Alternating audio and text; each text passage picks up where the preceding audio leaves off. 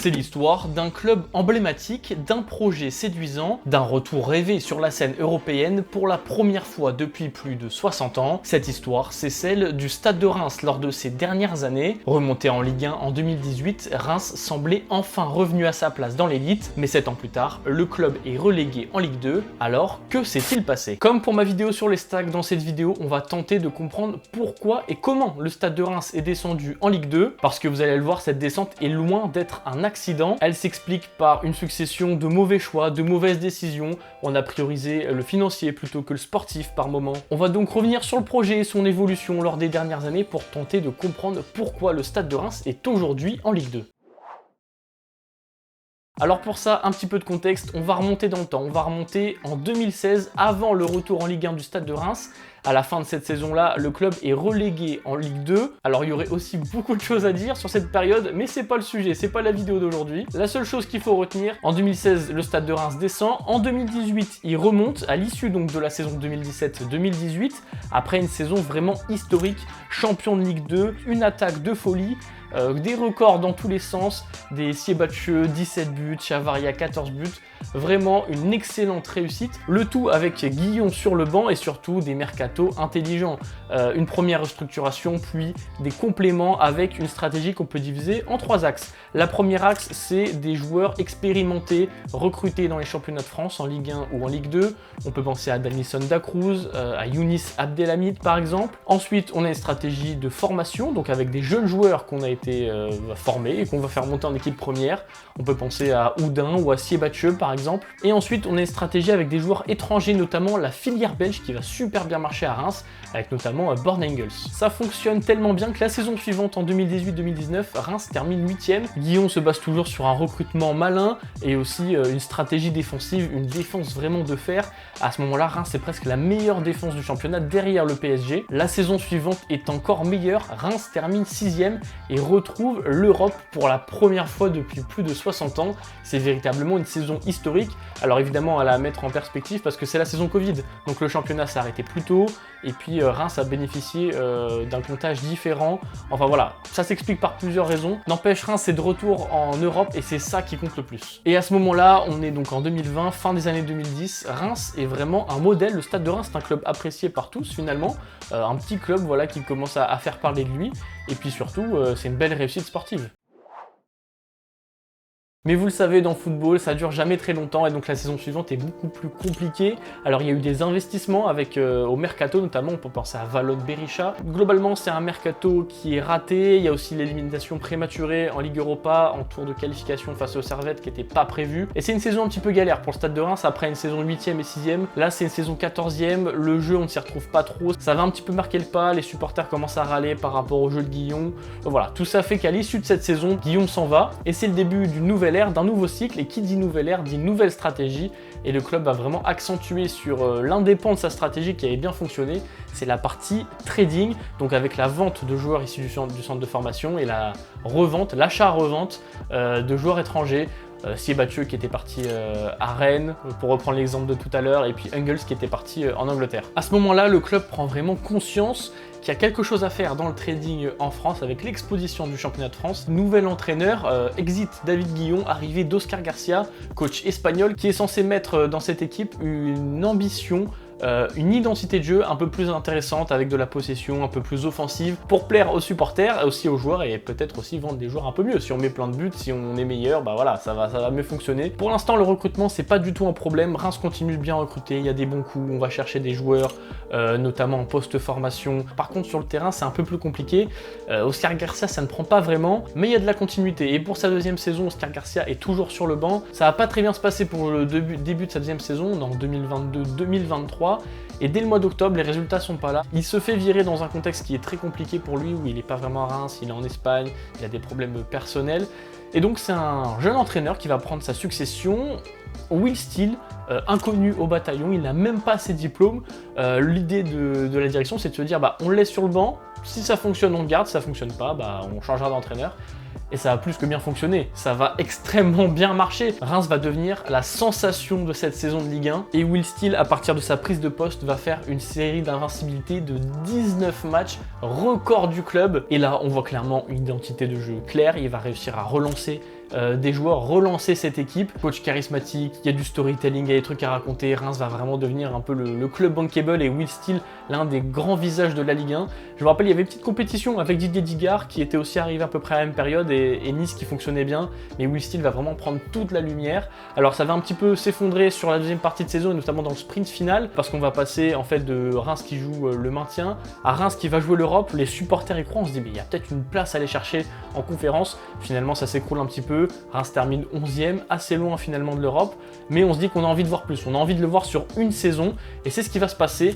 Caillot va lui donner les clés du camion comme on dit et il va faire un mercato record, il va pas avoir peur de mettre le chèque, ça va être le mercato le plus coûteux de l'histoire de la Ligue 1. On peut citer des Nakamura, des Darami, des Okumu, des Diakité, des dizaines de millions qui sont lâchés au mercato estival. Les attentes sont forcément plus élevées puisqu'on a vu de quoi était capable cette équipe. Et avec ce mercato là on se dit que Reims va tout péter ou en tout cas est capable de faire un peu comme Lens, d'aller chercher une belle place en Ligue Europa ou en Ligue Conférence et le début de saison donne clairement raison à tout le monde, ça fonctionne extrêmement bien. À la mi-saison, début décembre, Reims est 5e, donc clairement dans les temps de passage pour jouer l'Europe. Mais ce qui va faire tout basculer, selon moi, le point de départ de cette descente en Ligue 2, voilà, je vais tirer un peu le fil, c'est la vente d'Azor Matusiwa. La vente d'Azor Matusiwa va totalement déséquilibrer l'équipe. Will Steele voulait des renforts, au lieu de ça, il obtient la vente d'un de ses joueurs clés, mais il est remplacé par Benjamin Stambouli, donc sportivement, on perd, clairement on change. Et surtout qu'à ce moment-là, il y a un petit problème. Will Steele, il fricote avec Sunderland, il a peut-être envie d'aller en Angleterre, on sait que c'est un championnat qui le tente bien. Et donc tout ça fait que, après cette victoire retentissante face à Monaco, où on se dit Reims joue l'Europe, ça va aller que de mal en pire. C'est-à-dire que Will Steele va perdre son groupe, l'équipe sportivement et collectivement va basculer, elle est vraiment déséquilibrée avec ce départ d'Azor Matusiwa qui est la pièce centrale au milieu de terrain. Ce qui fait que les mois suivants, Reims n'y arrive plus. Au mois de mars, Reims n'est plus dans la course à l'Europe. Et encore pire que ça, Will Steele va partir avant même la fin de la saison. Alors Reims ne va pas descendre en Ligue 2, Samba Diawara va récupérer l'équipe pour la fin de saison et va se maintenir assez facilement, mais il n'y aura pas d'Europe, et donc c'est une saison qui se termine un petit peu en nœud de boudin, une saison un petit peu décevante, et c'est vraiment le début de mauvais choix qui vont s'enchaîner pendant un an et demi, jusqu'à la descente, là, au mois de mai, du stade de Reims. Cette saison 2024-2025 commence déjà par le recrutement d'un nouveau coach, Luc Elsner, qui était l'entraîneur principal de Will Steele en Belgique, qui s'était croisé à l'Union Saint-Gilloise. C'est un entraîneur qui était suivi par le Stade de Reims, qui a une philosophie de jeu qui peut se rapprocher de celle de Will Steele. Le club va même payer des indemnités de transfert au Havre, ce qui est extrêmement rare en Ligue 1 pour des entraîneurs, surtout à ce niveau de club. Nouveau cycle avec Luc Elsner, mais pas forcément de nouveaux joueurs. On a des départs de joueurs quand même importants, notamment Younis Abdelhamid, et l'arrivée de joueurs, mais seulement 3, des prêts. On peut parler de Bouta, de Moscardo. Il n'y a pas vraiment de recrutement. Cet été, il est vraiment très faible, l'activité du mercato du côté de Stade de Reims. Le club continue de miser sur sa jeunesse en faisant monter des jeunes du centre de formation, des jeunes de l'équipe Pro 2. Et puis le début de saison se passe, mine de rien, plutôt bien. On se dit qu'avec de la stabilité, j'étais le premier à penser, avec la plupart des joueurs qui restent, et des joueurs cadres, sauf le départ du Younis Abdelhamid, je me dis que ça va fonctionner. Le début est plutôt bon, ça me donne plutôt raison finalement, jusqu'au mois d'octobre, puisque là les résultats ne commencent à plus suivre. Mais la bascule, elle se fait encore une fois au mercato hivernal. Le club va tenter d'arranger les choses, mais au final va tout faire un petit peu à l'envers, va vendre ses deux meilleurs joueurs, Monetti et Agbadou, qui était au club depuis plusieurs saisons, donc garant quelque part de l'identité du club. Tu vends tes deux meilleurs joueurs, certes pour une belle somme, mais encore une fois tu privilégies l'aspect financier à l'aspect sportif, parce que dans tous les cas à Reims on se dit qu'on va se maintenir, on a trop d'avance, ok on finira dans le ventre mou mais on va se maintenir. Et de l'autre côté tu vas chercher des jeunes joueurs dans des championnats mineurs, ça pue un petit peu, que des jeunes joueurs, tu vends tes meilleurs joueurs qui sont expérimentés en plus, ça pue un petit peu. Et en plus de ça, tu vires ton coach à la fin du mercato hivernal, donc c'est le match juste avant le match face à Paris, et tu donnes les clés à Samba Diawara. Samba Diawara qui ne veut pas être entraîneur principal. Donc là, vous commencez à sentir un petit peu les raisons du fiasco. Et donc à partir de là, c'est vraiment une longue descente aux enfers. On regarde la saison du Stade de Reims, on part de la 4e jusqu'à la 16e place. Alors il y a un petit sursaut en fin de saison, voilà, sur quelques matchs, peut-être victoire face à Marseille, tu te dis que ça peut le faire. Mais en fait, tu ne gagnes pas les matchs qu'il faut. Tu te retrouves en barrage. Tu as cette épopée, cette parenthèse extraordinaire en Coupe de France où tu arrives à aller en finale. Je ne sais pas trop comment, mais finalement tu perds en barrage face à Metz. Deux matchs où tu n'as pas montré grand-chose. Et donc tu fais une finale de Coupe de France, mais tu descends en Ligue 2 et tu te retrouves fin mai à l'heure du bilan et tu te demandes mais qu'est-ce qui s'est passé? Comment le Stade de Reims s'est passé de rêver d'Europe, de Will Steele, de club aimé par tous, de jeux sympathiques, à la Ligue 2 et club presque détesté, où même tes propres employés et certains supporters sont contents de la descente en Ligue 2. Ta première erreur et ta plus grosse erreur, c'est ton instabilité sur le banc. Parce que mine de rien, t'as Will Steele, t'as Samba Diawara, t'as Luca Elsner et de nouveau Samba Diawara qui revient. Tout ça en un an et demi. Donc forcément, c'est des coachs différents avec des identités qui peuvent se ressembler.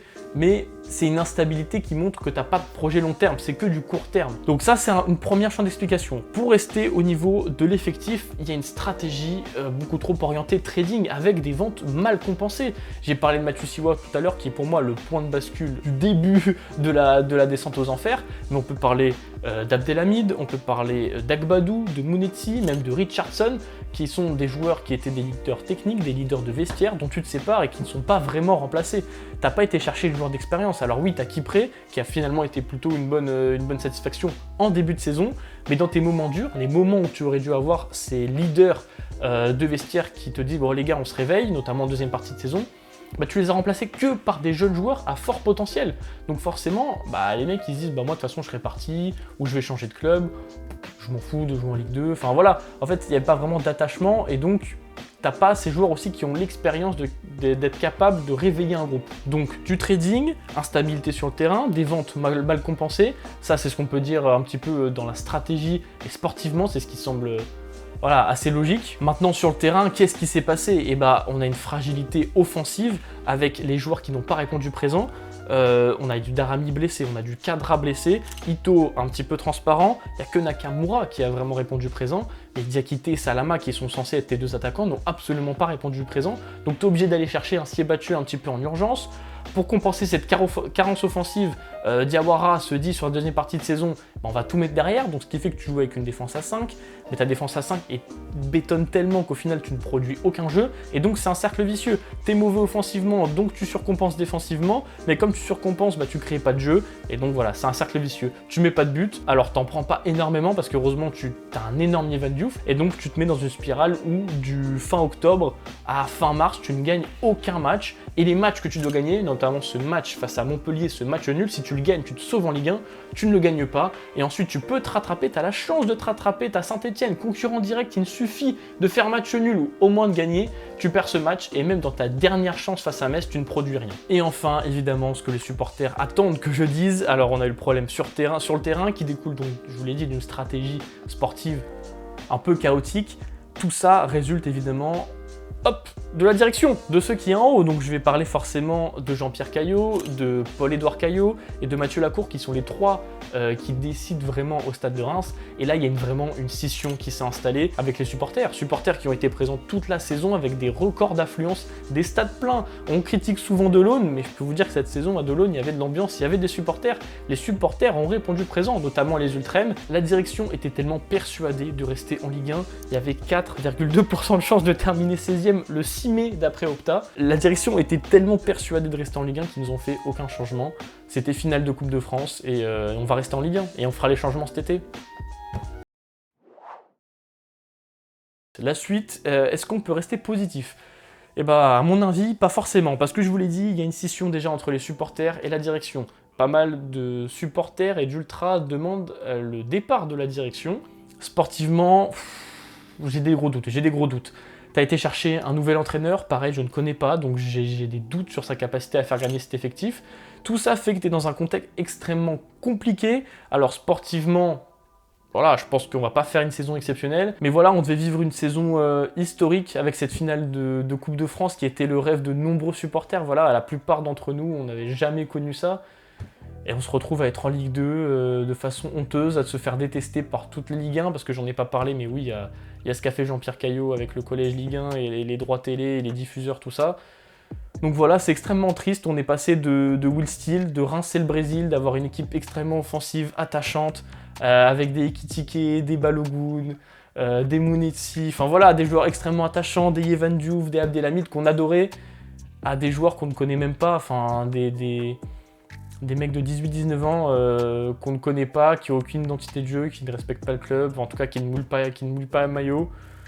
Voilà, c'est extrêmement triste. Je ne sais pas trop ce qu'est devenu mon club. Tout ce que je vais retenir, c'est qu'on a été en finale de Coupe de France et ça fera un beau souvenir. N'hésitez pas, supporters et moi, à me dire un petit peu vous votre avis dans les commentaires et puis j'ai hâte de vous lire. Vous le voyez, la fin de cette vidéo est pas très positive parce que honnêtement moi je suis pas positif. Je pense qu'on va un petit peu, malheureusement, ça va être compliqué cette saison.